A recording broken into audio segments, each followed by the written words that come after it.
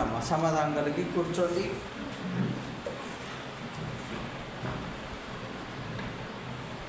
అలాగే వాక్య దానము చేసుకుందామండి. ఈరోజున దేవుని కృప చెప్పున 14వ రోజున శిలువ ధ్యానం జరిపించుకుంటూ ఉన్నాం. అలాగే రోజుకు ఒక అధ్యాయం చెప్పున ధ్యానం చేసుకుంటూ ఉన్నాం. ఏ గ్రంథం అండి? యెహెజ్కేలు గ్రంథం. ఆ గ్రంథము సంపూర్ణము చేయించు ఉన్నాం. కాబట్టి ఈ రోజున యెహెజ్కేలు 14వ అధ్యాయము ధ్యానం చేసుకుంటూ ఉన్నాం. 14వ అధ్యాయము 3వ వచనము నేను చదువుతూ ఉన్నానండి. నరపుత్రుడా, ఈ మనుషులు తమ హృదయములలో విగ్రహములనే నిలుపుకొని దోషము పుట్టించి అభ్యంతరమును తమ ఎదుటనే పెట్టుకొని ఉన్నారు. వీరు నా యొద్ద ఏమైనా విచారణ చేయదగునా? ఆమేన్. ఈ రోజున దేవుడు మాట్లాడుతూ ఉన్నాడు. నిన్నటి దినమున 13వ అధ్యాయం ధ్యానం చేసుకున్నాం. ఏమండి? ఈ రోజున 14వ అధ్యాయం ధ్యానం చేసుకుంటూ ఉన్నాం. అయితే దొంగ ప్రవక్తల కోసము 13వ అధ్యాయములో మనకి తేటతల్లం చేస్తూ ఉన్నాం. ఈ రోజున 14వ అధ్యాయములో ఇశ్రాయేలీలు హృదయములో ఏం నిలుపుకున్నారని చెప్తూ ఉందండి. విగ్రహములను నిలుపుకున్నారు. హృదయాలలో విగ్రహము నిలుపుకున్నారు. చూసారా? విగ్రహములను హృదయములో నింపుకొని ఉంచుకొని వారు ఏం చేస్తున్నారంటే ప్రవక్తల దగ్గరికి వస్తున్నారంట, దేవుని దగ్గరకు వస్తున్నారంట. ఏంటి? హృదయంలో విగ్రహాలు నింపుకొని దేవుని దగ్గరకు వస్తున్నారంట. చూసారా?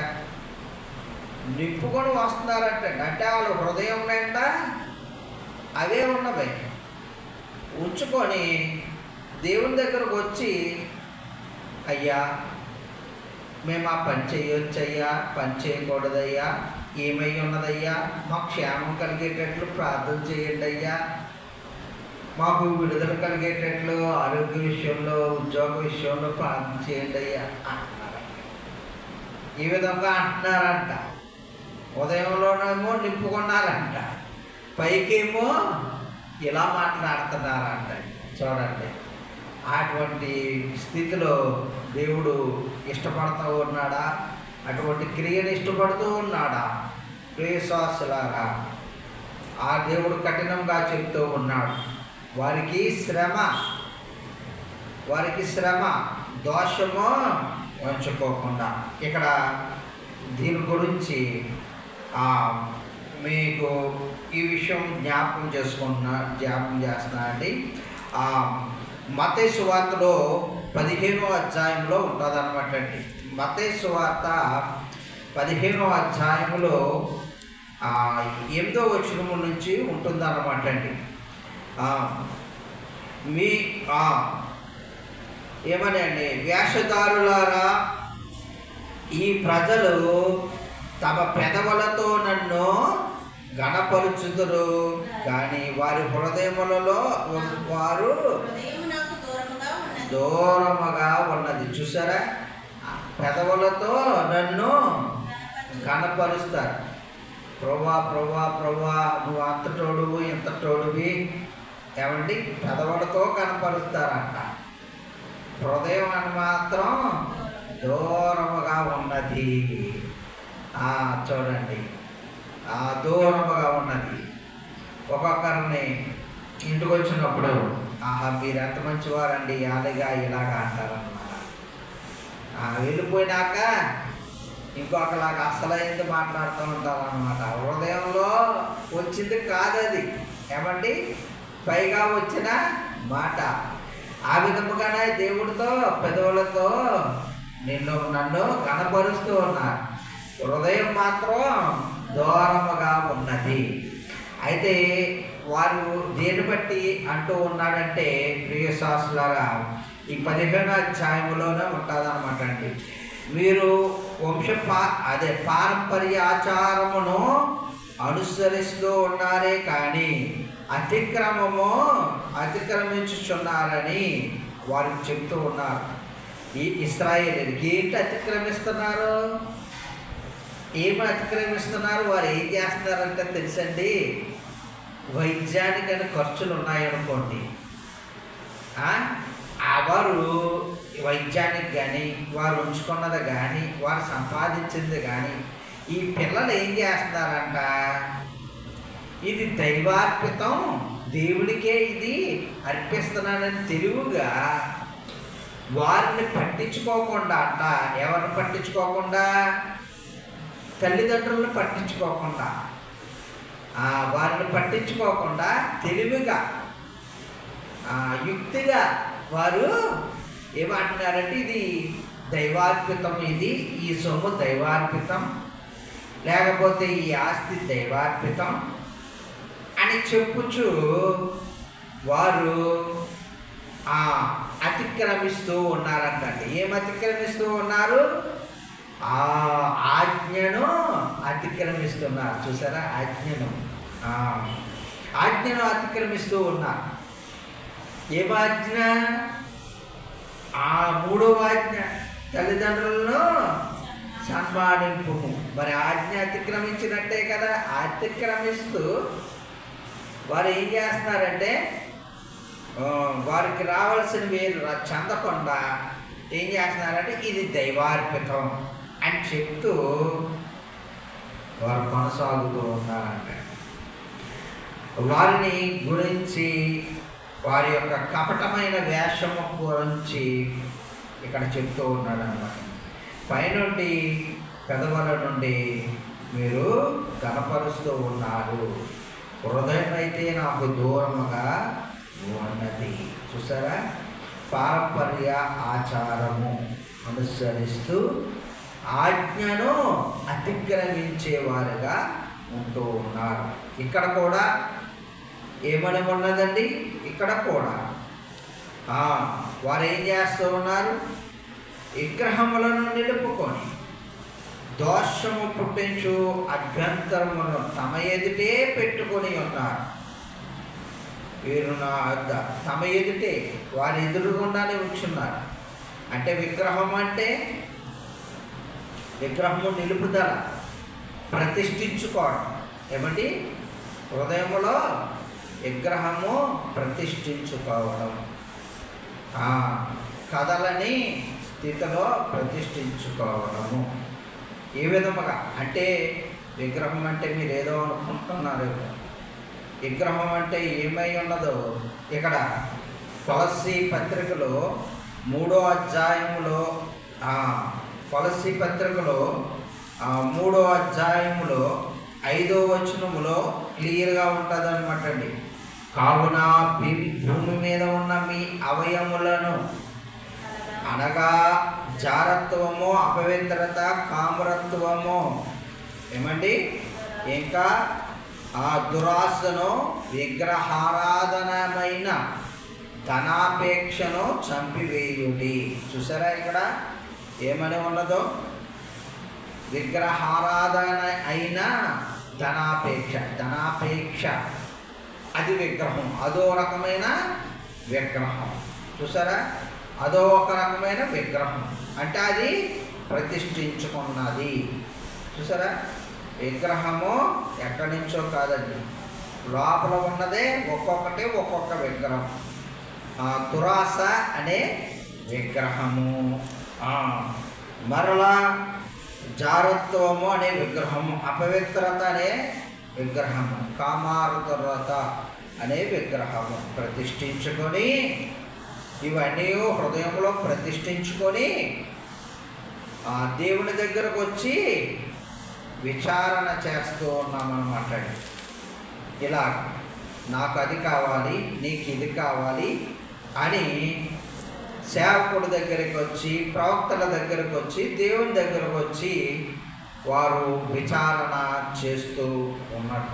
ఇలా నడుచుకుంటున్నారంటే ఇశ్రాయేలీయుల గురించి దేవుని జనాంగం కోసము దేవుడు మాట్లాడుతూ ఉన్నాడు. ఇశ్రాయేలు, నీకు అటువంటి దోషము ఉన్నట్లయితే, ఈ విధముగా విచారణ చేసుకున్నట్లయితే నీకే కాదు, నిన్ను ప్రవక్త కూడా మంచిది కాదంటాడు. చూసారా, ప్రవక్త కూడా మంచిది కాదన్న హెచ్చరిక చేస్తూ ఉన్నాడు ఈ అధ్యాయంలో. ఈ అధ్యాయంలో ఇంకను ముందుకు వెళ్తూ ఉన్నానండి. యెహెజ్కేలు 14వ అధ్యాయము 14లో చూడండి, ఇక్కడ 3 భక్తులను దేవుడు జ్ఞాపకం చేస్తూ ఉన్నాడు. 3 వ్యక్తులను జ్ఞాపకం చేసుకుంటూ ఉన్నాడు. ఏమరవనగా నోవాహును, దానియేలును, యోబును. ఈ 3 అట్టి దేశములో నుండినను వారు తమ నీతి చేత తమ్మును మాత్రమే రక్షించుకొందురు. ఇదే యెహోవా. చూసారా, ఇందులో 3 భక్తులను చేస్తూ ఉన్నాడు. ఒకటి నోవాహు, దానియేలు, యోబు. ఇటువంటి పట్టణం, ఏ పట్టణమో హృదయములో ఇవి ప్రతిష్ఠించుకొని, విగ్రహముల్లోనూ ప్రతిష్ఠించుకొని దేవుని దగ్గరికి వచ్చి విచారణ చేస్తూ ఉన్న పట్టణములో, అటువంటి పట్టణములో దేవుడు కీడు కలిగిస్తాడు అని చెప్పాడు. చూసారా, నిర్మూలన చేస్తానని దేవుడు చెప్పాడు. చూసారా, ఆ పట్టణములో చూడండి, మనము ఒకసారి చెప్పుకున్నాం. ఎవరండి అడుగుతాడు ఏమని, అయ్యా నేను అబ్రహాం ధూళి వంటి వాడును, దుమ్ము వంటి వాడును. ఒక పట్టణంలో 50 మంది ఉంటే ఏమండి రక్షింపబడతారంటే, అవును రక్షింపబడతారు అని దేవుడు చెప్పడము. అలా చివరికి ఆ పట్టణము సంఖ్య 10 మంది నీతిమంతులు ఉంటే ఆ పట్టణము రక్షింపబడుతుందా అన్నప్పుడు 10 మంది వలన కూడా రక్షింపబడుతుంది అని దేవుడు చెప్పడం. 10 మంది నీతిమంతులు ఉన్నట్లయితే ఆ పట్టణం ఏమైపోతుందంటే రక్షింపబడుతుందని వాక్యము సెలవిస్తూ ఉన్నది. అంటే 10 మందిని ఉండడం బట్టి అందరూ కూడా రక్షింపబడి హాయిగా ఉండొచ్చు అన్నమాట అని మనం అనుకుంటాం. ఏమండి, ఆ సందర్భంలో అలాగే అనుకుంటాం. కానీ దేవుని ఉగ్రత ఏమని చెప్తూ ఉన్నాడంటే, ఆయన కోపము, ఇశ్రాయేలీయులు దేవుని జనాంగమై ఉండి దోషము హృదయములో ఉంచుకొని విచారణ చేస్తూ ఈ విధముగా నడుచుకున్నట్లయితే ఆ పట్టణములో నోవాహు, దానియేలు, యోబు గారిని ఎలాగైతే వారిని మాత్రమే ఎలా రక్షించానో, ఆ పట్టణములో అటువంటి వారు మాత్రమే రక్షింపబడి తనకు తానుగా వారుగా రక్షించుకొని తక్కిన వారందరికీ కూడా ఆపద కలుగుతుంది అని చెప్తున్నాడు. అంటే ఇక్కడేంటి, ఎవరైతే విగ్రహములను తమ హృదయములలో ప్రతిష్ఠించుకోకుండా ఎవరైతే ఉంటారో తనకు తానుగా వారు మాత్రమే కాపాడబడతారు. తక్కిన వారెవరు కూడా, వారి యొక్క కుమారులు కాపాడబడరంట, వారి యొక్క కూతుర్లు కూడా కాపాడబడరంట. ఎవరైతే ఉంటారో వారు మాత్రమే కాపాడబడతారు. చూసారా, నోవాహు గారిని జ్ఞాపకం చేస్తూ ఉన్నారు. అంతా పాపమే. ఆయన ఒక్క కుటుంబము ఎలా కాపాడబడిందో ఏమండి. దానియేలు గారు, ఆ రాజులు, అధికారులు సమస్యమును విరోధమే. ఒక్కడే, 100 మంది కాదు. ఏమండి, లేకపోతే చుట్టాలు, అన్నదమ్ములు, లేకపోతే స్నేహితులు, ఏంటి, దానియేలు గారు ఒక్కరే. అంతమంది వచ్చినాను రాజులు సైతము దానియేలు గారు ఒక్కడే. అయినను ఏ విధముగా కాపాడబడ్డాడు మన అందరికీ తెలుసు. సింహాల బోన్లోంచి కాపాడబడ్డాడు. ఏమండి? ఒక్కడే. ఏ విధముగా కాపాడబడ్డాడో చూడండి. ఏదియును ఏ ఆపద కలగలేదు. అలాగే యోబు గారు కూడా కాపాడబడ్డారు. ఎన్నో నిందలు, అవమానములు, ఆయనను కాపాడబడి ఉన్నారు. ఇలాగే రక్షింపబడతారు, తనకు తానుగా ఈ విధముగా రక్షణ పొందుతారు. వారు మాత్రమే. ఎవరండి? దోషములను, విగ్రహములను తమ ఎదుట నిలుపుకొని పైకి విచారణ దేవుని యొద్దకు వచ్చు జనాంగమా. అలాగే అటువంటి జనాంగము వచ్చి ఉండగా ఆ పలుకు ప్రవక్తలకు కూడా హాని అని ఇక్కడ వాక్యము సెలవిస్తూ ఉన్నది. ఇక్కడ కింద వచనాల్లో నేను వాక్యం ముగిస్తానండి. దానిలో కుమారుల శేషము, కుమార్తెల శేషము కొంత నిలుచును. 22వ వచనము, వారి క్రియలను గుర్తుపట్టునట్లు వారు బయలుదేరి మీ యొద్దకు వచ్చెదరు. దాన్ని గుర్తుపట్టి యెరూషలేము మీదకి నేను రప్పించిన కీడును గూర్చి, దానికి నేను సంభవింపజేసినంతని గూర్చి మీరు ఓదార్పు నొందుదురు. ఈ శిక్షను బట్టి మీరు ఓదార్పు నొందుతారు. ఎందుకంటే కొంచెం శేషము ఉంచుతారు. మీరు వారి ప్రవర్తనను, క్రియలను చూసి నేను చేసినదంతయో నిర్దేశముగా చేయలేదని మీరు తెలుసుకొని ఓదార్పు నొందుదురు. ఇదే ప్రభువైన యెహోవా వాక్కు. ఆమేన్. దేవాది దేవుడు అలాగే ఈ 14వ అధ్యాయము ధ్యానం చేసే కృప దేవాది దేవుడు తెచ్చేసినందుకు కృతజ్ఞతలు. మీకందరికీ వందనములు. ఆమేన్.